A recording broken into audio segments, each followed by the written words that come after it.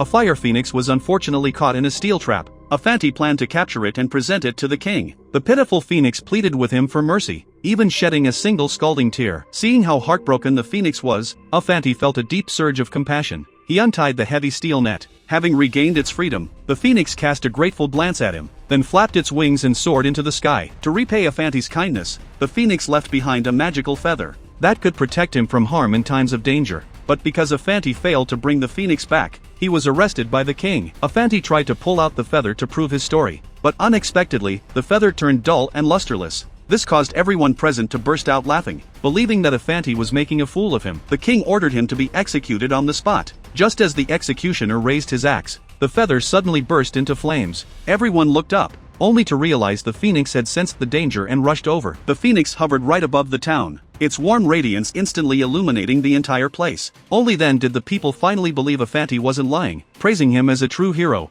Left with no choice, the king was forced to reward Afanti, though secretly harboring a bitter grudge against him. Before long, the king handed Afanti a new decree: to awaken the Ice Princess atop the snowy mountain, and bring her back to become his queen. This journey was fraught with extreme danger, and the king fully expected Afanti to perish along the way. Little did he know, Afanti possessed a magical little donkey. Soon enough, they reached the summit of the snowy mountain, but the massive gate ahead was completely frozen shut, leaving Afanti stranded outside. Just as Afanti was at his wit's end, the feather ignited into flames once more, diving straight through the icy gate. In the blink of an eye, the heavy ice gate melted into a surge of water. The torrent washed his little donkey down the slope, freezing it into a block of ice wedged at the cliff's edge. Afanti cautiously stepped into the ice palace, finally setting eyes on the legendary Ice Princess. The magical feather then awoke the princess from her deep slumber. But upon hearing that her suitor was just a greedy old man, she vowed she would rather die than return with him. She then grabbed Afanti and leaped straight off the cliff. Luckily, the magical donkey flew over just in time, successfully saving both of them.